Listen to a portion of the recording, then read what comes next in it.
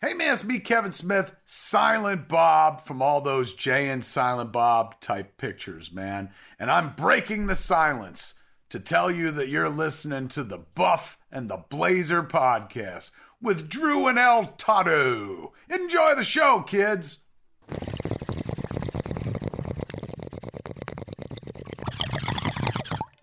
Hey, Toddo. What's going on? We got a podcast, The Buff and the Blazer. If I was a listener, where would I go to find more? You can check us out on our website, thebuffandtheblazer.com. Drew over there writes a article that goes along with every single episode. You can find all kinds of little extras on the articles, and you can listen to the podcast right there. Also, you can subscribe wherever you get your podcasts. And, of course, we're on Twitter at Buff and Blazer. Follow us there. Get those clicks, people. The Buff and the Blazer.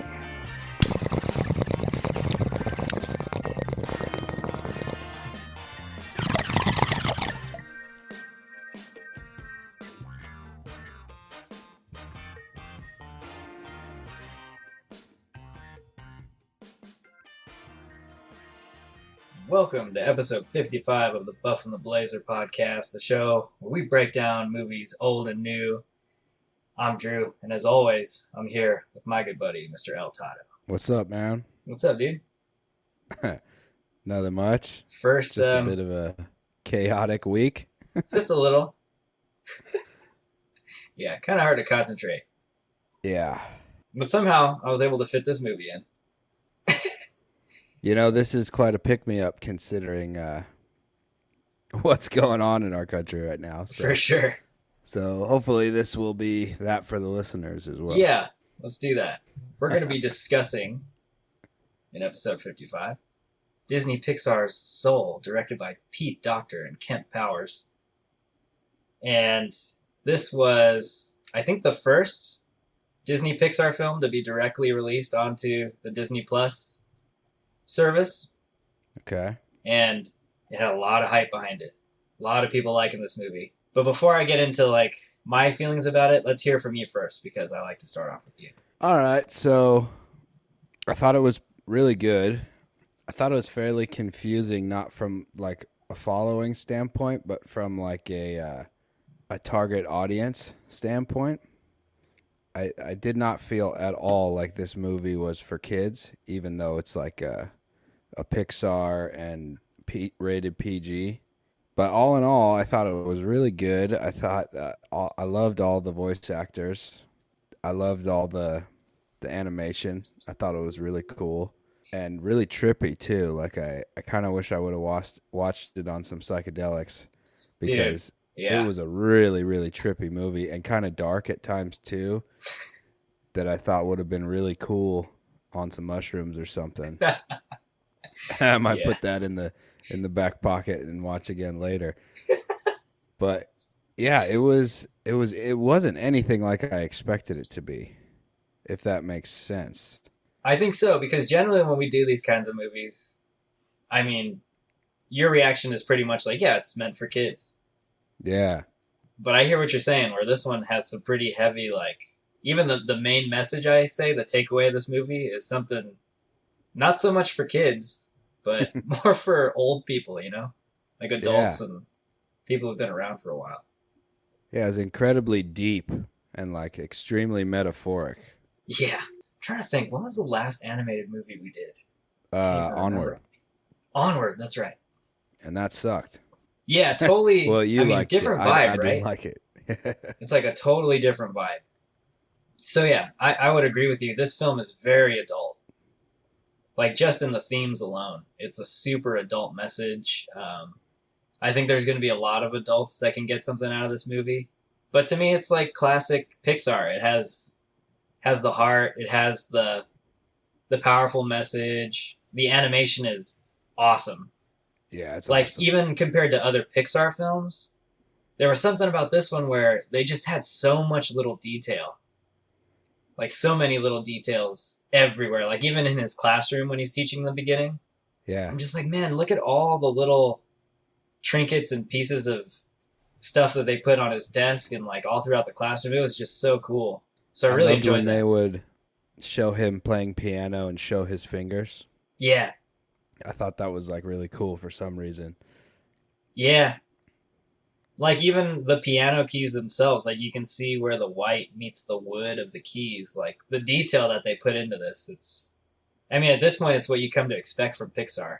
So that's why I think, like even like the little bits of discoloration on the keys, right? yeah, so well done. And I think, to me anyway, Pixar is at the top when it comes to animation, like animation quality. Yeah. They just make beautiful films.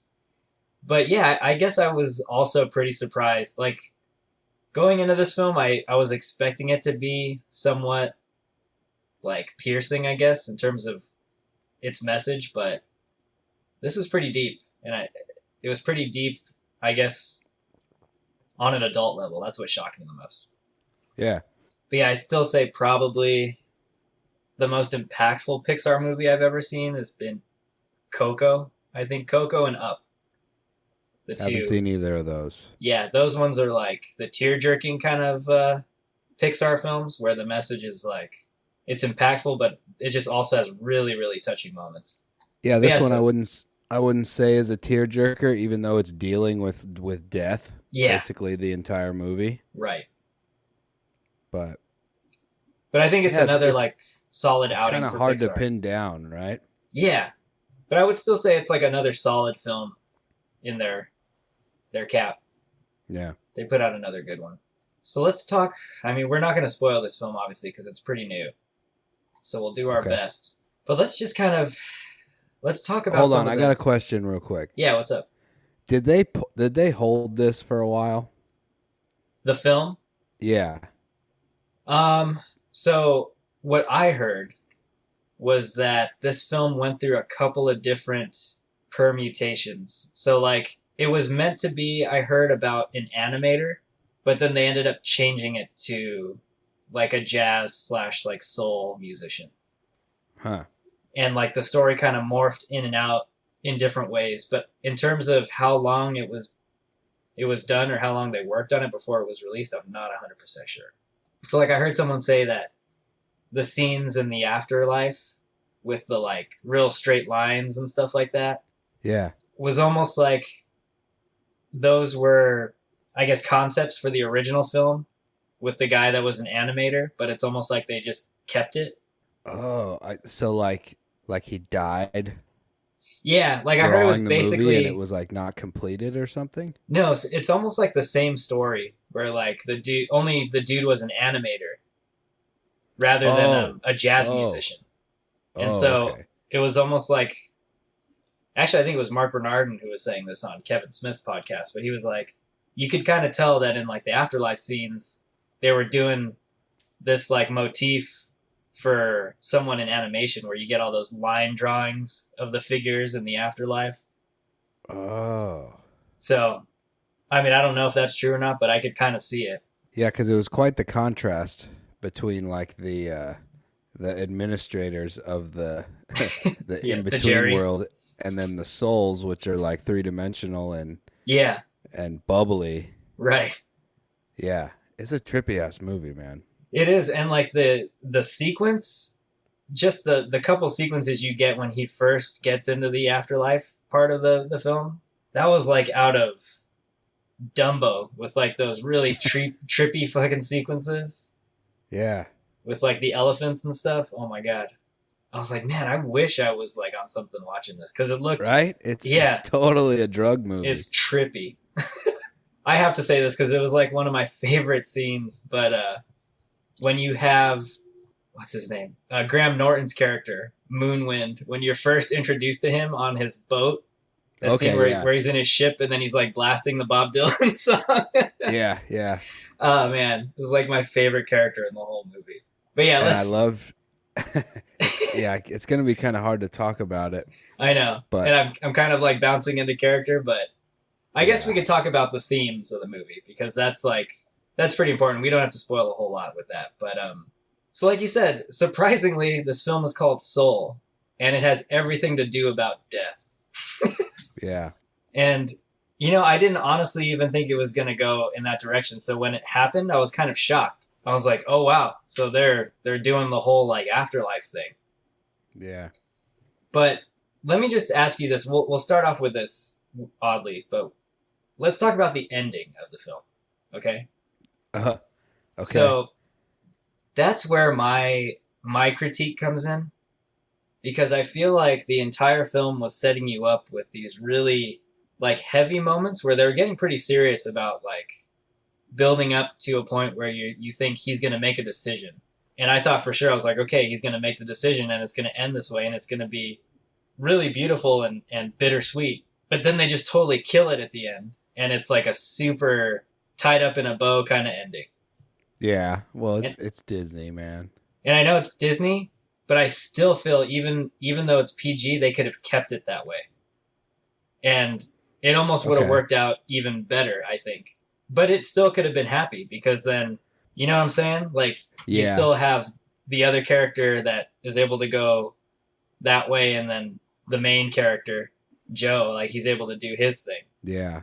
And I was like, I thought he was going to have a job at the end. Like, in the... You know what I mean? Oh, all right. I get what you're saying, yeah. I was like, oh, what did they call them? They're almost like counselors, right? Yeah, counselors or something like that. I forget. Yeah, I forget what they called them, but okay, I get what you're saying. Yeah, I was like, oh, I thought they were gonna offer him a position or something. Oh, yeah. It ended fine, and like I said, that's like my one criticism of the film, and it's not even a major one. It's just like I thought they were gonna take it and follow that whole heavy hitting thing. Yeah. So from a story standpoint, I'm going to go kind of in a different direction too to try to talk around this. But what I find interesting about the movie is kind of the dualism of the title. Okay. So we're talking about the supernatural soul, right? Right. That, that some people believe that they have or don't have or whatever. And then we're talking about like the almost like the abstract definition of soul as it pertains to music. Yeah. And passion. For sure. And I thought that was really kind of a cool take on the title, right? Like we've talked about this in previous podcasts, how, a title, if it's really layered, it can really, kind of help a movie. And I thought this movie displayed that really well. It's the perfect title for this movie, right? Yeah. Because I was even thinking that too. And like the main character, Joe, that's his whole thing. Like this question about why are we here? Are we here for a reason? And do our lives have meaning? I think those are all really important themes that go back to that title, Soul. Mm-hmm. And it's that's what I'm saying. Like they're very adult, and even watching it one time through, it makes you think. You're just like, man, am I doing enough? Like, you know what I mean? It's kind of self-reflective in that sense. Yeah, and I get back to this. It's really deep because, I mean, anybody who's listening to the podcast can kind of tell, but I'm not a very big believer in afterlife and things like that. Not at all, basically. But I do believe in like the abstract, right? Like the zone, right? How they talked about being in the zone. Yeah, didn't you love that?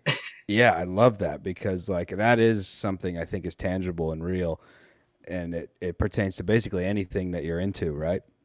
Yeah, like they took this metaphysical, not just music. This metaphysical thing and drew it up. Like that's what's so cool. Yeah, and I think that's why I really liked the character of Moonwind, is because that whole place is just the zone, right? Like everyone can get there, and I love how he gets there with his headphones and like twirling his sign. He's killing it with that sign, man. Yeah, dude. He's like those are some of my favorite scenes in the movie. Yeah. He's like a relic of the 60s. Yeah, and his little ship that he drives around. But there's so much contrast, right? Because that's like they're showing in that very same scene, right? They're showing people who are deep in the zone. Yeah. Contrasted with people who are lost Yeah. in life and really can't find their purpose and just kind of like roaming around, and how they displayed that's like kind of almost like a topical thing, right? There's so many people that are lost and hate their job, and like how they talked about the stock trader, right? When they showed that Yeah. one stock trader, and it's just so deep, and I was really impressed, man. I was really Yeah. impressed with how many layers to everything that they were doing in the whole film. Yeah, for sure. Like I said, that's probably one of my favorite sequences in the whole film. That whole zone, like, what do you even call that? It's I just, don't even know. The yeah, in between. it's like an in between kind of thing. So well done. And you got to give it to him because it's, I mean, you can think and talk about that stuff, but it's like when it comes down to actually doing it and drawing it and creating it, it's like, well, how do you do that? And that's what I love about Pixar is they're willing to even take these ultra super abstract things and completely make them tangible and funny, Yeah. funny and Yeah. humorous Keep it and light the whole time. yeah. Let me ask you this because I know we keep saying that this movie is actually really adult, but do you think kids can get something out of this story? Like, do you think they can take away something from it still? I don't remember taking many philosophy classes in elementary school. So so probably not. You know, most of this movie is dealing with like deep philosophical Yeah, things. right? And I really, to be honest, I think a lot of kids would see this and maybe get some enjoyment out of it and get some laughs out of it. Yeah, yeah, But I don't think the messaging would sink in at all with yeah. maybe kids, maybe not until, you know, like Do you think late there's high even school, right? do you Like think late there's even a teens. message in here for kids somewhere? For kids, Yeah. no. Don't fall into sewers, like watch where you go.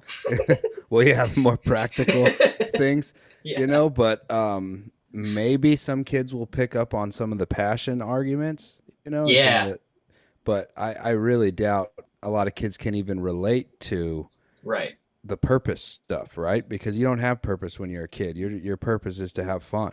Yeah. And this movie is fun. That's what I say. Like, you know, kids will get some kicks out of it, and you know, Tina Fey's character is hilarious in the whole movie.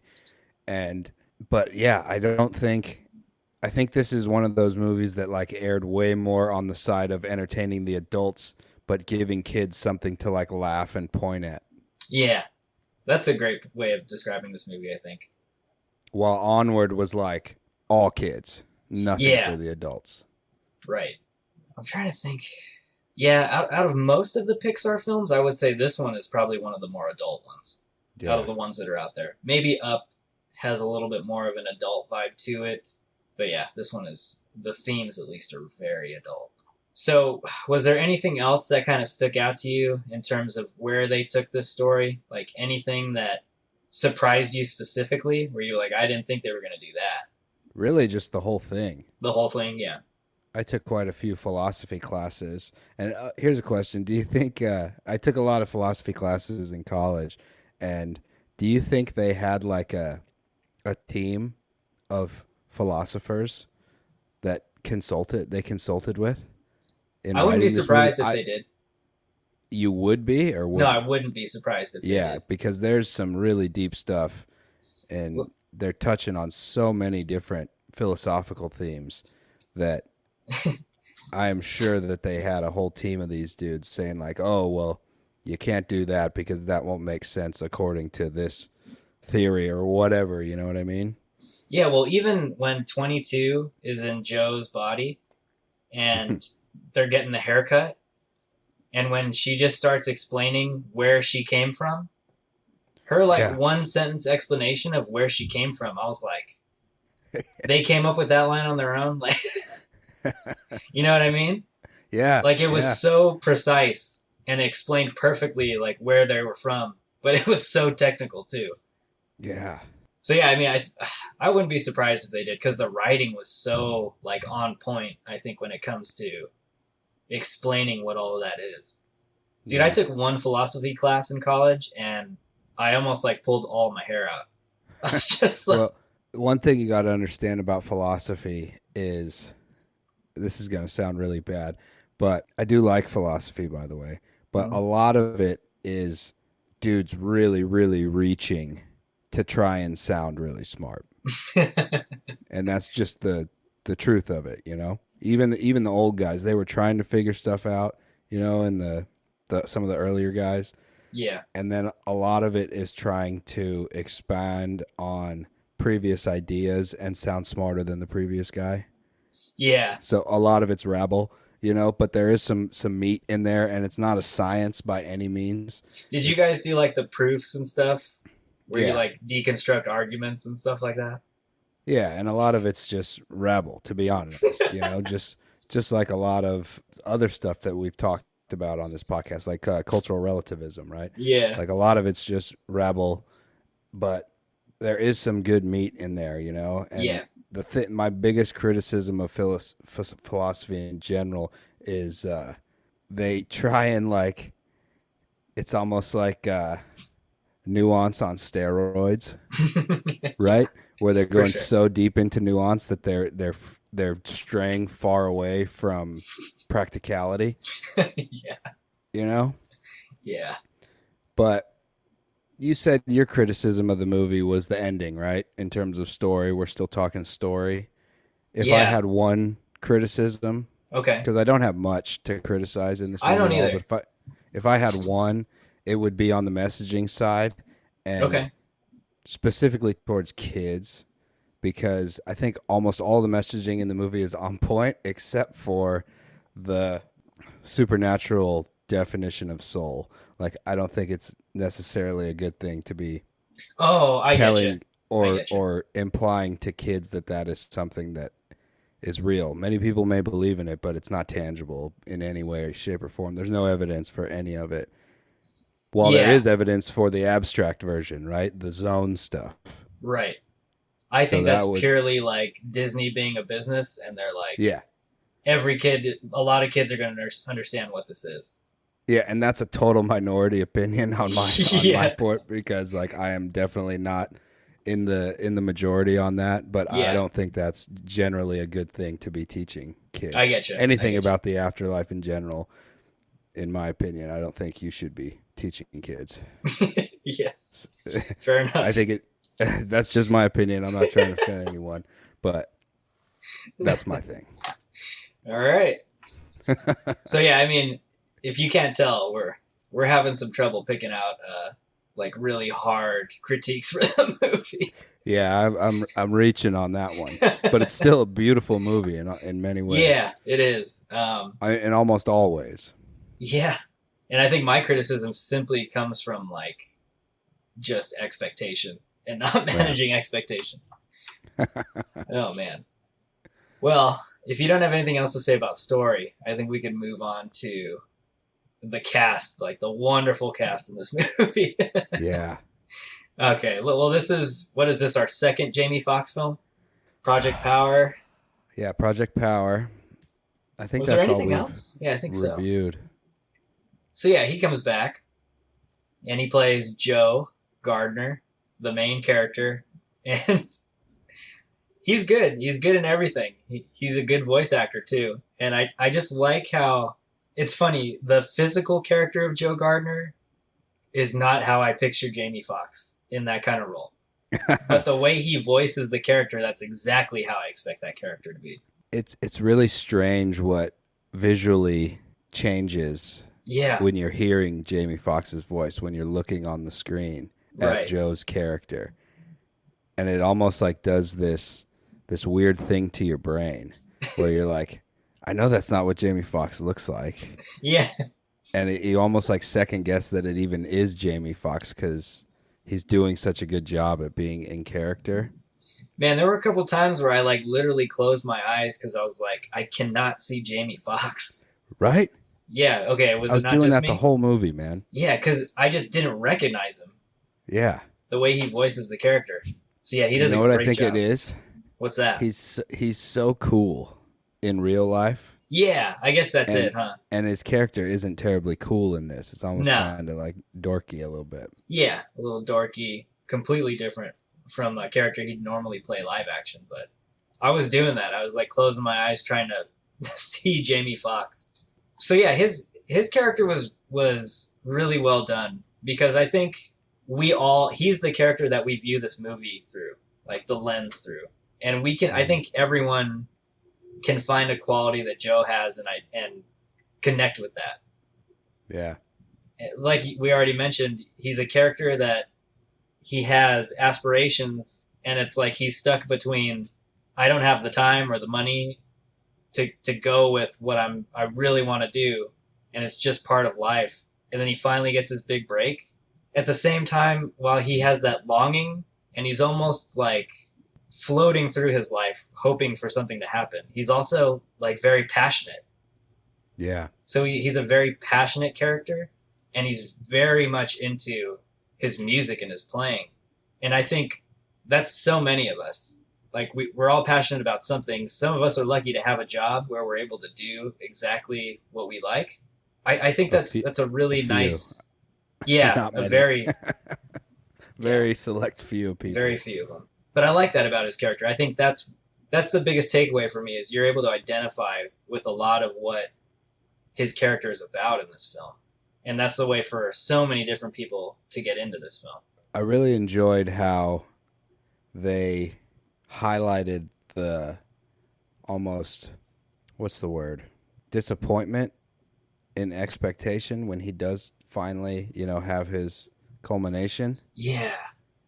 And that's like a really deep thing for a lot of people, right? And I think maybe people that are in the performing arts can relate to that really well. Yeah.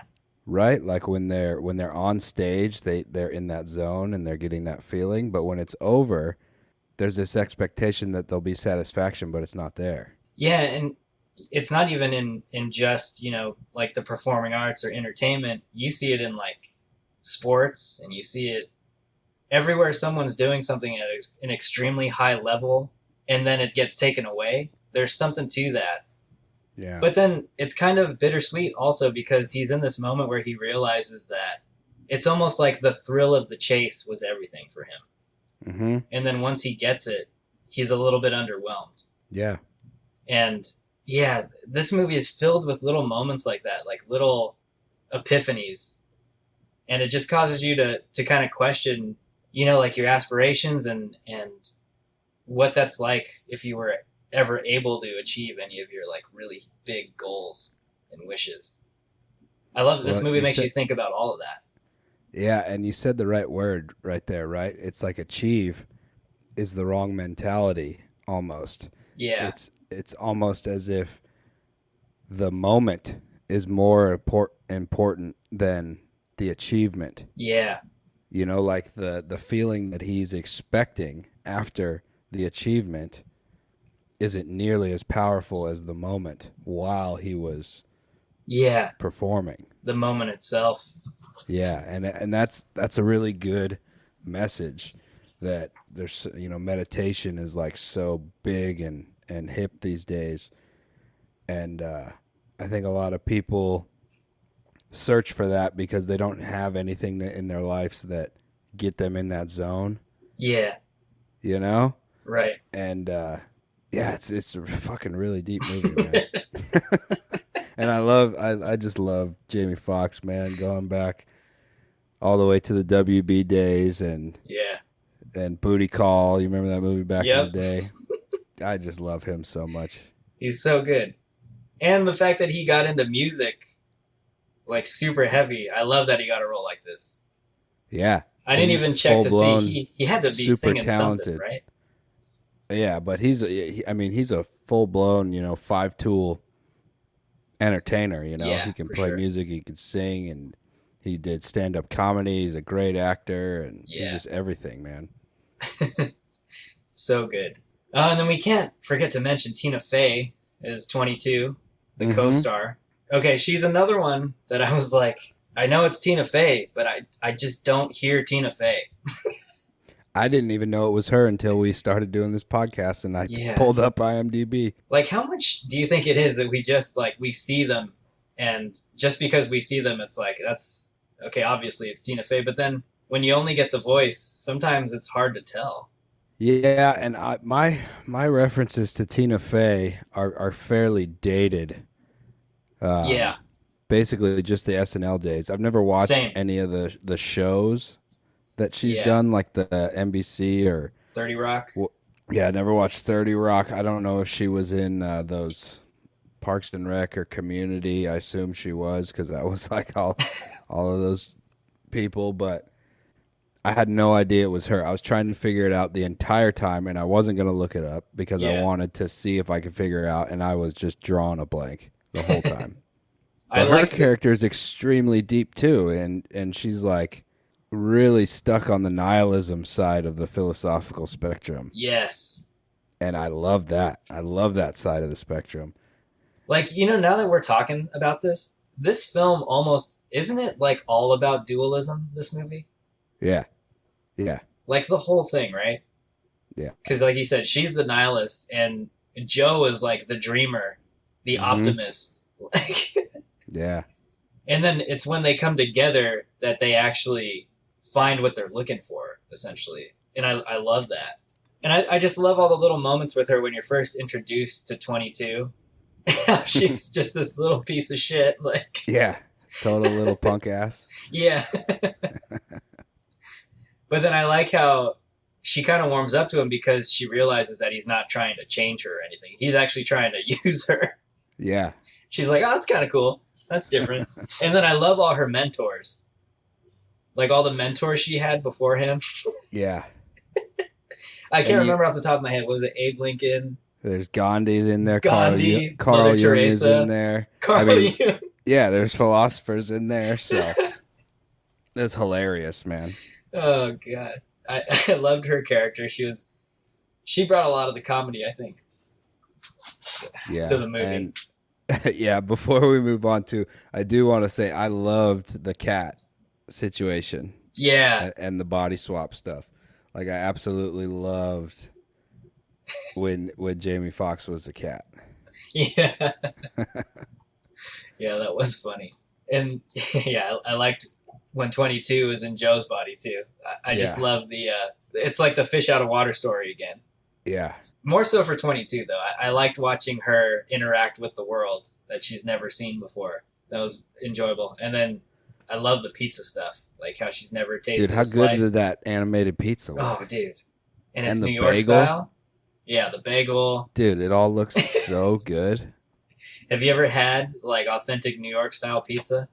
I worked at a unquote? pizza place in college that was called Five Boroughs, Oh, and it's in California, but it's not there anymore. yeah. But I guess that's about as close as it gets. But the shit was frozen, man. Okay. The dough came frozen. It was not, New York style pizza. But I loved it. I love have, all like, pizza, man. A really low bar when it comes to pizza. It's Dude, I'll like, smash a DiGiorno all day, dude. yeah. Oh, dude, so good. Yeah, mine was in Berkeley at this little hole in the wall pizza shop on like the university restaurant row or whatever. And I knew it was good when my buddy from the East Coast came over and he's like, "Yeah, this is just what we call pizza back home." Okay. And I was like, "Oh yeah, this is the best pizza I've ever had." And it was also in California. I'll smash some Sbarros at a mall all day, dude. Oh yeah. Well, we were on a job once where we had that like every other night for dinner, Yeah. and I wasn't complaining. No, it's delicious. Oh gosh. All right. Who else we got on here? We're getting off track talking about animated pizza, man. Well, that's how good the animation is in this movie. It's really detailed. And it's meant to be that way because it's part of the story. Like that's part of her, they call it spark, right, in the movie, where she's just into the world. And I love that they emphasize stuff like that. And it helps you identify with what she's feeling when you see something like that. So And it's all totally relevant. And, there's nothing more relatable than having a slice of pizza break someone's nihilism and love life, right? Yeah. Because that's what it is about, man. Yeah. The little things. Yeah, that's another great message that I think you get out of this film is even with all of the like highbrow stuff that they're trying to tell you, it's like just enjoy the little things in life. Like get the lollipop in the barber's chair and like eat your slice of pizza and enjoy the bites. Yeah. Like look up into the sky. Yeah, enjoy the wind coming out of the storm drain blowing on you. Yeah. It's really beautiful. It is. It is. Oh man, I'm liking it even more now talking about it. Yeah, me too. Let's see, Felicia Rashad as Joe's mom, Okay. Leba Gardner. Yeah. You know who I thought it was? I thought it was. Oh gosh, where was she from? Off the top of my head, I can't remember. But anyways, I thought it was another actress, but no, it wasn't. Yeah, she was in the Cosby Show, wasn't she? I don't know, man. Felicia Rashad. Yeah, she was. Okay, it was exactly who I thought it was then. Cool. Oh, So, okay. yeah. Yeah, there you go. Yeah, she played the mom on the Cosby Show, but that's who she voiced. She voiced Joe's mom. And I didn't watch a lot of Cosby Show. yeah, it was like before my time, but I would catch reruns of it. Yeah, she did a good job as his mom, and it's funny because that's another aspect of being able to see a little bit of yourself in a character. But there's like tons of people in their like 30s and 40s that still have this kind of relationship with their mom. Yeah. You know what sucks is the the really emotional scene between them when Jamie's the cat and Tina is in Jamie's body or Joe's body, and they're having that really deep discussion. Yeah. In the what do they call that? Clothes shop? Yeah. I don't know. My internet froze while Libby was giving when she turned, right? Yeah. Like right when she turned emotionally and went from the stern mother to the loving mother. Yeah. Right when she turned, like literally right when she turned, my internet froze because I'm in a hotel and and the internet sucks. And I was like, man, they're really going for this dramatic pause.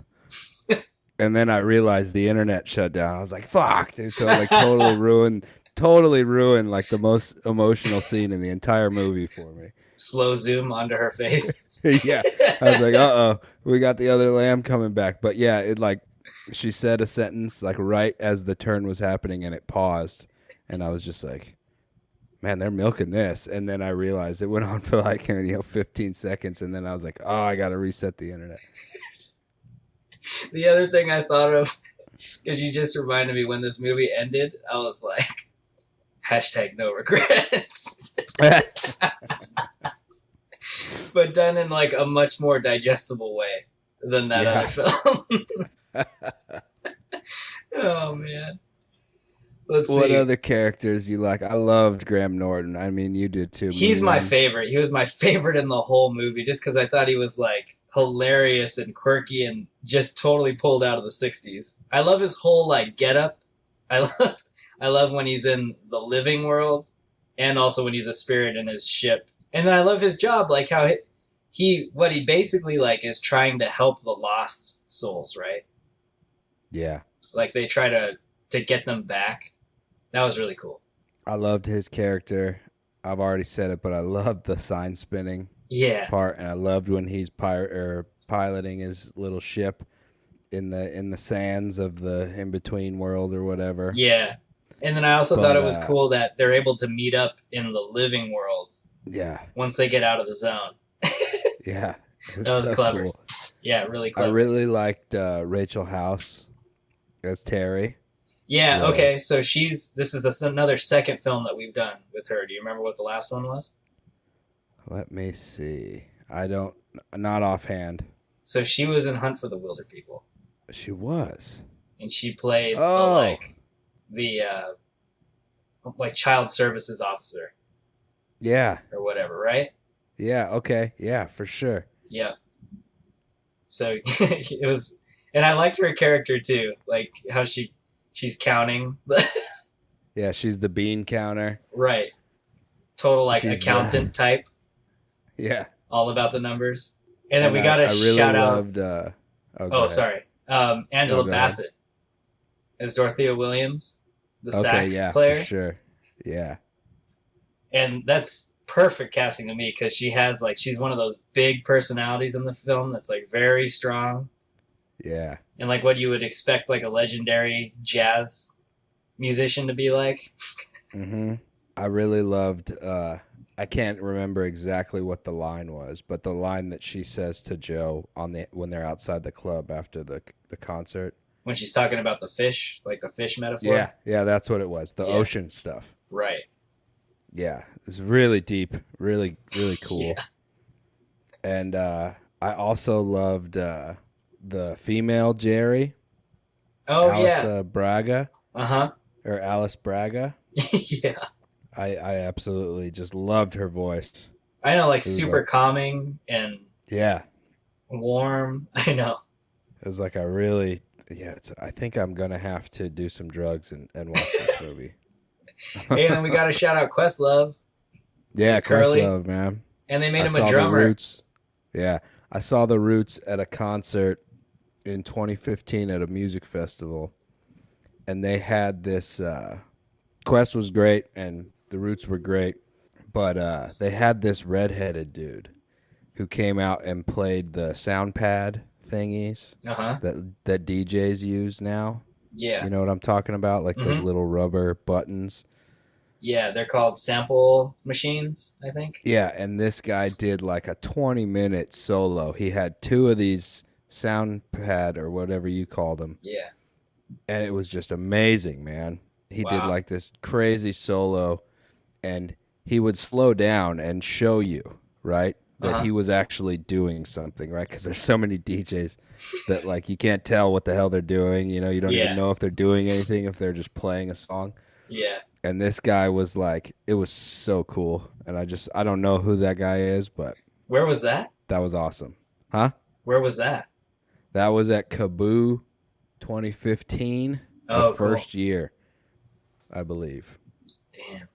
And it was That's right so cool. after Rodrigo and Gabriela were on stage, and my wife got up on stage with them because they were announcing their engagement.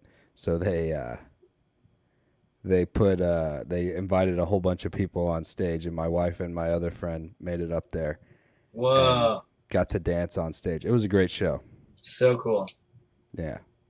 Yeah, I know Another sidebar. you go to a bunch of shows, and I know this year's probably been pretty shitty when it comes to that. It's been pretty shitty. In the height of the pandemic, me and my lady bought tickets to Outside Lands for next year up Yeah. in San Francisco just to have something to look forward to. And there's probably no chance in hell that it's going to happen. But Yeah, yeah, you can be hopefully we hopeful. can all go back to concerts and movie theaters again soon. Yeah, Maybe one not day. soon, but maybe in 8 months or something. I don't know. Yeah. We'll see. We will I see. got one more thing about characters, though. Yeah, what's up? How good would Prince have been in this movie? Oh, dude. Yeah. How good would he have been in this movie? Just Like- as like a little sidebar character, Yeah, like maybe another. the guitar player or something. Oh man, that's a bummer. Yeah, That's such a bummer, dude. that would have been so cool. A couple of weeks ago, I watched Prince's Super Bowl performance Yeah, and just bawled my eyes out. Just cried like a baby, dude. yeah. I miss that Another guy. super talented musician. Really bummed that I never got to see him. Yeah. Well, God. I don't think I can go on after that with character. Right? But it fits the theme of the movie. It does for sure. Yeah, but the characters in this film are fantastic. They're all great. Let's talk about cinematography / like more the look of the movie, right? Man, the way they animate New York City in this movie, it's really pretty and really interesting. Like I love how I want to know how long it took them. I wonder when they first started working on the concept for this movie. But I would imagine Did you see the credits, man? yeah, they were like Dude, they went on for like 25 minutes. Yeah. Yeah. Is extremely long. And it just shows you how the level of detail that goes into it and all the amount of artistry that goes into a movie like this, it completely comes through. And it's just like moving art. It's like a moving painting. Really, really well done. And a lot of the Pixar type movies that I've seen, I haven't seen many, but they stay in the same zone the whole time. This movie's all over the place, right? Yeah. So like, I know you haven't seen a whole bunch of Pixar films, but like in 2D animation when you look at like, let's just say like Beavis and Butthead, and then you look at King of the Hill, right? Yeah. It's almost like they exist in the same universe because they share like a style. Yeah. Same thing with Family Guy and like the Cleveland Show. They share Yeah. a look. Yeah. And it's the same thing with Pixar films.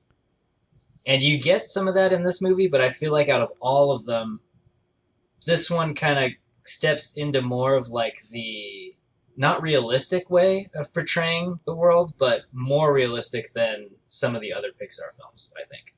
Like when I look at Toy Story, for example, or if I look at Up, I feel like the animation style is a bit different in those films when compared to this one. Again, this one just wicked contrast, right? So we have the real world, New York City, awesome animation that looks great. Yeah. And then we got this hyper trippy, DMT type world that is just insanely trippy. That's the only word I can use to describe all of the kind of supernatural animation in this movie. Yeah.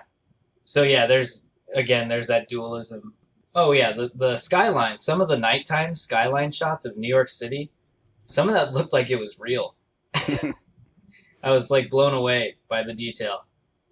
Like if you were to just take a still image and then put it up, I bet you a bunch of people wouldn't even realize that it was animated. Like that's how good the animation is in this movie. And I have to say, I loved how the film started off from the very beginning with the Disney logo.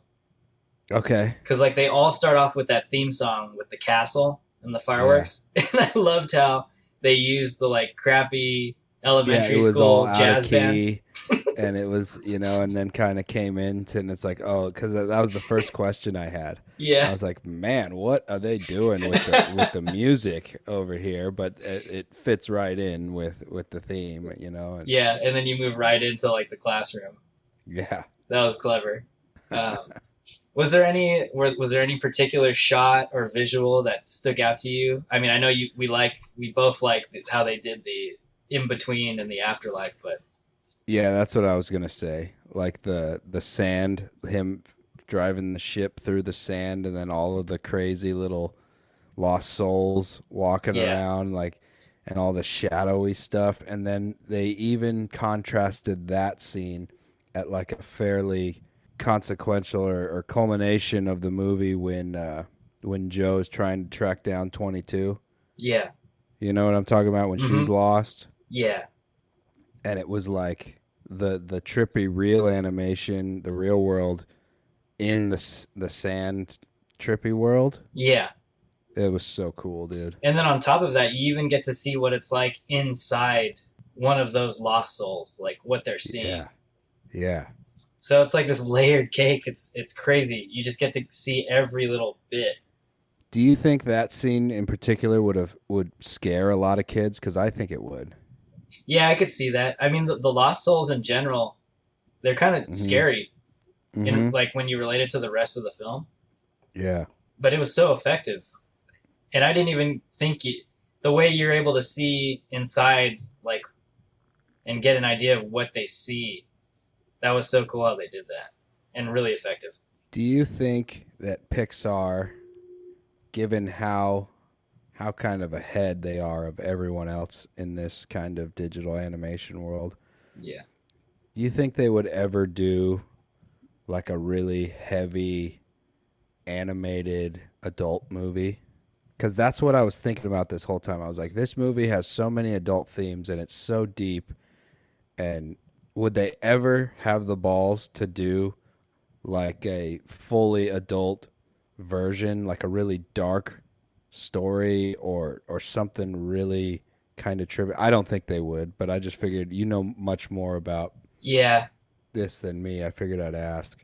I just think their films are so iconic that I'm sure they're really particular with what film they'll slap a Pixar logo on, and I just don't ever see them doing something like that. Yeah. But what I could see is getting someone Well, see, I don't even know about that. Like, I was gonna say maybe if you got like animators and directors, or I guess like creative directors that drive a lot of what the films look like. If you were to get them on another project that's not branded as Pixar, but then it would almost be like you can't do that either because it's almost like it's copyrighted. Almost, it's not copyrighted, but Oh. it's clearly like a Pixar look. Yeah, it's like an IP thing. Yeah, so I'm not sure, but that would be that would be really interesting. That'd be something I'd like to see. So what I'm thinking like is like, Jim Henson did the Dark Crystal, right? Back Yeah, in the 80s or 90s, and that was like way, way darker than the normal Muppets and shit. did you see any of the new ones that they did? No, but I saw Yeah. it. I saw it on Netflix flipping around over the Yeah. Christmas break, and I'm probably gonna watch it Yeah, it's pretty cool. because I love that shit as a kid. Yeah, But yeah, it just got me thinking. Like, man, they are so ahead of the game. But I guess the money's just not there, right? They like these things cost so much money. They must cost so much money to yeah, make that you got to get that little kid ticket price and the parents with them. yeah. And these movies make tons of money. Yeah. Like these Pixar films when they come out, they're practically blockbuster films. That's what they are. Yeah. Like I remember, I think the last Pixar film, Onward, came out in theaters, right? Yeah, I Yeah, saw it in the it did. theater. Yeah, that one maybe didn't do as well, but like I remember when Coco came out, everyone saw that film. Mm. It was huge. Not me. Yeah, everyone except for you. But it was yeah, they're like these big event films, and that's the only reason why I don't think that they would do something that bold. And I don't know if you've noticed, but these films don't come out very often. These Pixar films. No. And a lot of them are sequels. Like I think for the past 6 or 7 years, probably like 70% of what they've done have been sequels. Yeah. And so when they get these original films that come out, they're kind of special. And Yeah. I know it's probably because they're just really selective with what they do. But it shows in the quality. And this film is like no exception. And they must take ages to make. Yeah. And I bet the only reason why this film probably takes the same amount of time as a normal live action film is because the amount of people they have working on them. Yeah. When you look at the credits, I was not even- baffled, dude. not even Star Wars has credits that long. Dude, so when I went to watch the movie, I was like, "Holy shit, this movie's almost 2 hours!" Like, Yeah. I was kind of blown away. And then the credits started at like an hour and 20 something minutes, and then I kept jumping forward because I was thinking it might come back. Like That's it what I might thought too. I pop thought there was back like, in, and there'd be another, kind of yeah, little bit at the end. But it's just, yes, there was 7,000 people that worked on this movie, so we got to get them all in there. It might Yeah. even be more than that. Who knows?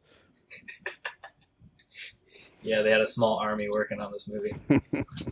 Yeah, Disney Army. Let's talk about the score, which I think is an important part of this film, on two different levels, right? So the first level is all the diegetic stuff, because music, it's in the title, it's in the main character, it's everywhere.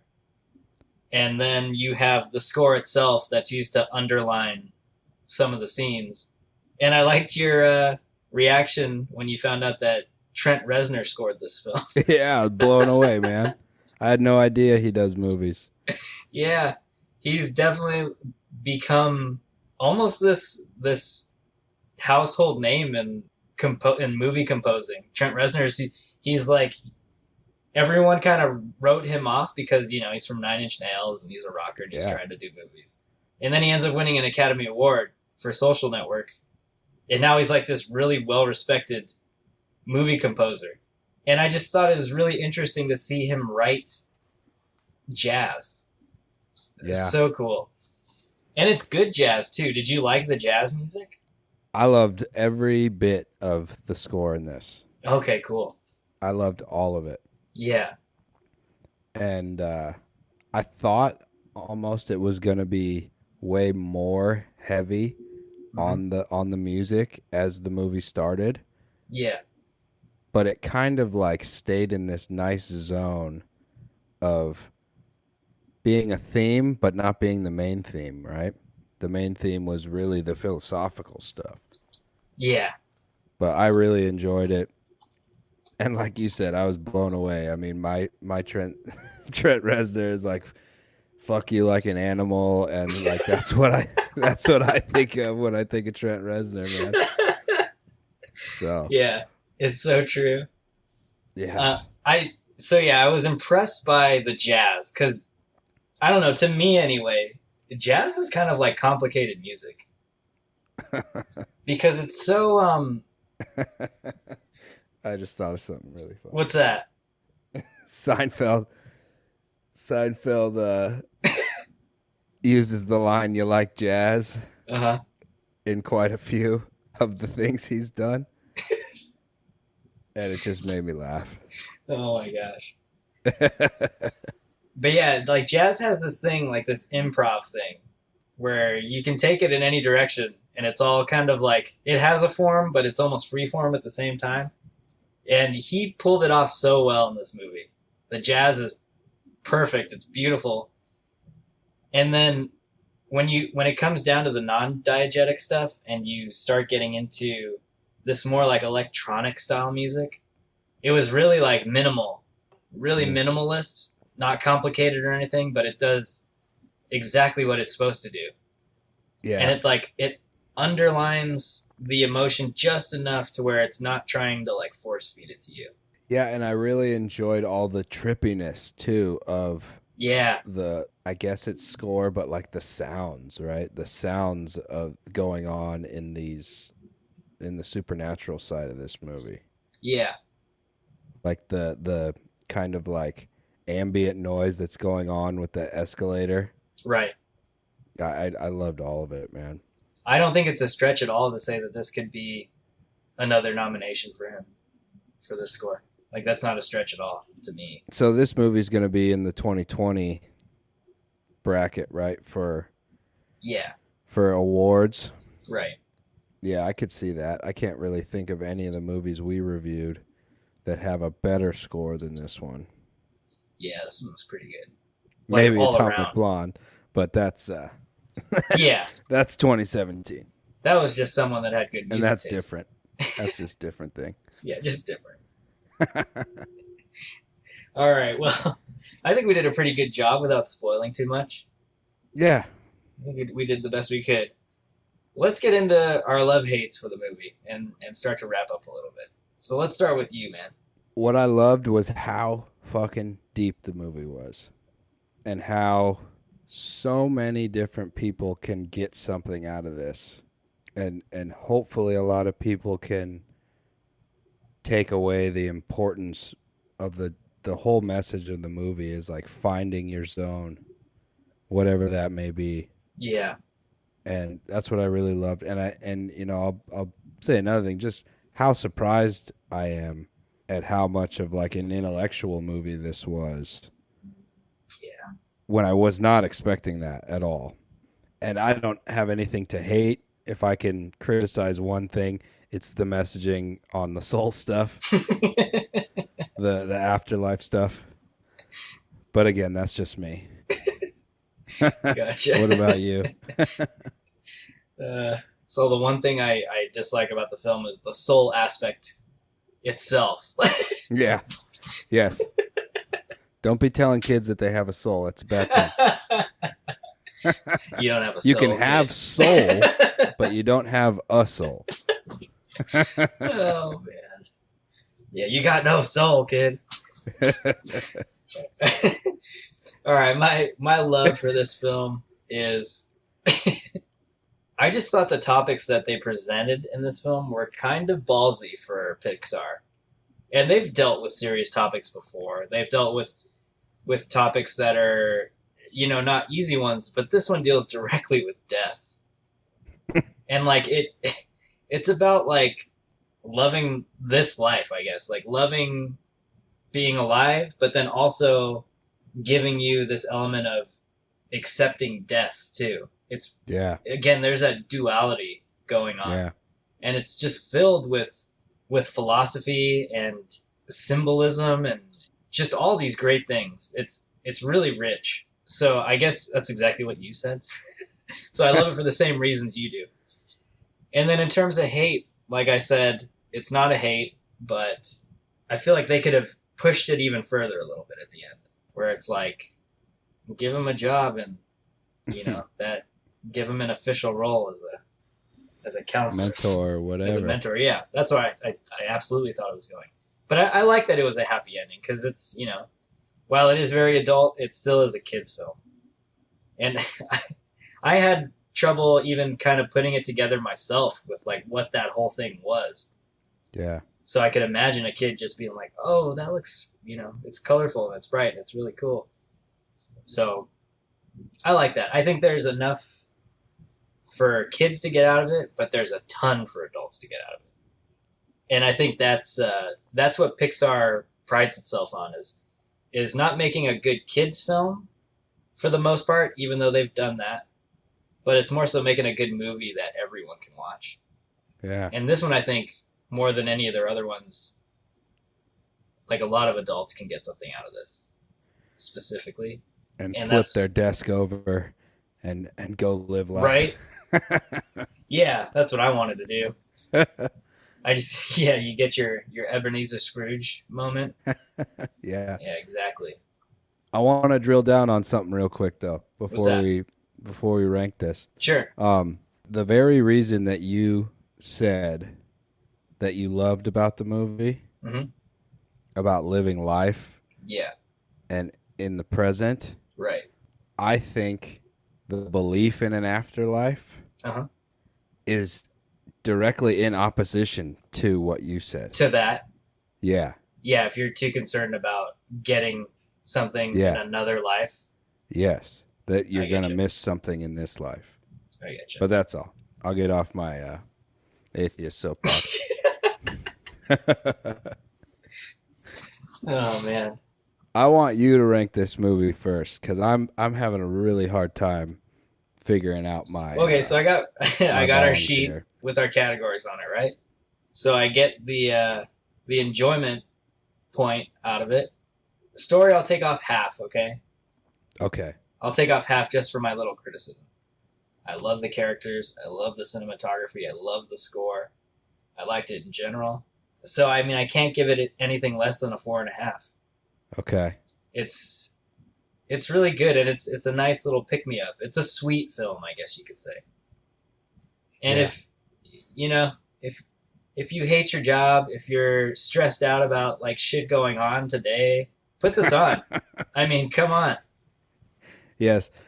After you turn CNN off, you can go watch Soul. Yeah, watch some Soul. And but if you're passionate about storming the Capitol, that's not cool. Fucking psychos. They didn't watch Soul. No. They did not. Or maybe they did and they got inspired the wrong way. Yeah, that's what I'm saying. Yeah. That's the wrong soul. Go pick up an instrument, man. Yeah, those are the lost souls. Put down the flags. Oh man. All So yeah, right. I'll go with a 4.5. 4.5 buckets of popcorn. I'm going to, so it's getting a point or a bong load for score, getting a bong load for characters, definitely getting the umami one because it's such a deep movie. Yeah. Definitely getting one for look and cinematography and all that, or not cinematography, but animation, all that shit. And I'm going to take off a quarter of a bong load. So like a bong load that you almost got down, but you started coughing and left a little bit back in the bong. You didn't clear it all the way. Okay, yeah. Yeah, so I'm going to give it a 4.75 bong loads. All right.